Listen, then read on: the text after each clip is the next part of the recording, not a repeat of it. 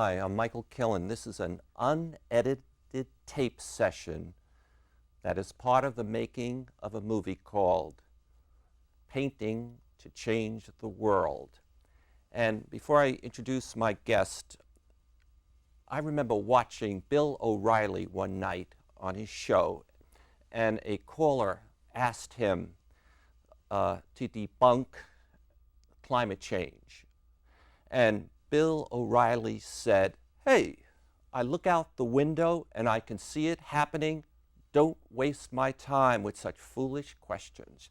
So I take the advice of Bill O'Reilly and I accept that climate change is a reality.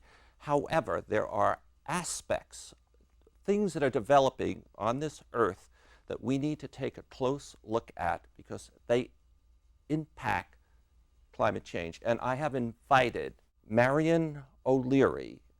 He is a consultant with the Carnegie Institute of Science to be part of this taping session, and I want to ask him about deforestation. I want to understand how important deforestation is with respect to impacting the growth of climate change. How are you today?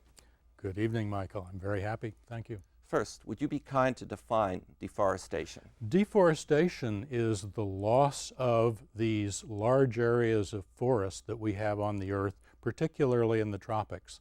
The one that's most familiar to us here is the Amazon rainforest, which is a very, very large area, rather much the size of the United States. Deforestation is the loss of whatever fraction of that rainforest. Okay, we have one in the Amazon. We have them in some other places? We have them also various places in Asia. There are in Africa. They pretty much go around the world in the tropics. Okay, so people cut down some trees, some bushes, they burn them. What's the big deal? What the big deal is, whenever those forests are not alive, the carbon that was being stored in those forests gradually returns to the atmosphere. Sometimes more slowly, sometimes more rapidly, but it goes back into the atmosphere, and over time that results in an increase in the carbon dioxide concentration in the atmosphere, and therefore global warming. All right, just want my crew, bring up a slide, please, of a forest.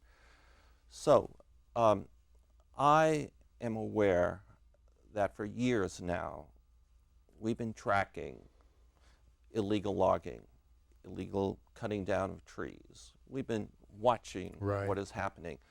So what kind of research now is needed to keep track of what's happening to these forests? The problem is that a lot of this logging you were talking about goes on way, way deep in the forest where no one is aware of it. So worldwide, we don't have a good measure of how many forests we're losing. We have a guess, and those guesses are getting better, but we still do not have good information about that. Well, we have satellites that fly over these, and that does it. That's a start. The problem is that a satellite can see an area about the size of a football field, and if people are going into a rainforest and cutting down the occasional tree, you can't see it. Oh, you mean to say when a satellite goes over, it makes a pass, the area it can see, or the width or length is? Well, don't forget the satellite's 20 miles away. 20 miles away. It's way up in the sky, so it can't see an automobile or a truck or things that size. It can only see relatively sizable things. Our ability to use satellites is getting much better. One of the projects which has been put online at Carnegie recently makes much better use of satellite data to get deforestation information. This is a program that Greg Assner and his group have in cooperation with Google, but you still need more information than you can get from just the satellite pictures. Tell me just a little bit about the cooperation between the Carnegie Institute of Science and Google. Okay, what's happening is that there are lots and lots of satellite pictures available in lots of proprietary databases. You can't simply get them by going out on the internet, but if you know where to go, they do exist. Assner's group has built a program which enables them to take these satellite pictures and massage them using relatively complicated computer programming in a way that enables them to see how much rainforest they're losing. And Google is cooperating with this because they are the ones who know how to manage these very large databases.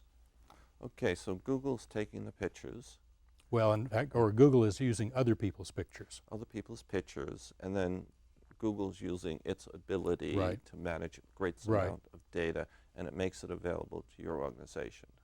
Yes, and in fact, we have been training large numbers of people, particularly in South America, to use this so that South American governments can do this independently without our having to help them. So, what new research is needed? If you have this arrangement with Google, and are you getting the data you need, the insights? No. What we need to be able to do is, instead of being able to see things the size of a football field, we need to be able to see things the size of a small table. When you can fly over a forest and see a bush or a small tree that's only 3 or 6 feet wide and maybe 5 or 10 feet tall, and you can see whether that tree is alive, whether it is not alive, what the state around it is, then you have achieved what you need to achieve. But you can't do that from a satellite. So are you saying you just don't want to see where a tree has been cut down, but where Right. trees are dying off? That's one of the things? Trees are dying off, trees are sometimes not healthy. You need to assess the entire state of the environment around there. Okay, and so how are you going to do that? After a satellite, the next thing you do is an airplane. Yes. So Greg Assner has a system which he flies on a small plane that he can sweep over a landscape and look at an area maybe a couple of miles wide, take very high resolution pictures of it, take that back to the lab, and use that as a basis for doing not just a simple reconstruction, but a three-dimensional reconstruction of what that forest is like, and see things down to the size of a medium-sized bush. So one airplane. One airplane. The world is Right. big. Yes. And you folks need a lot of money? Yes. So you can do Madagascar, South Africa, Yeah, right. Africa. Okay. Right. Sounds like a good project. It's a wonderful project, and it keeps going on. They are in the process of building a new generation of equipment which will even improve their work more.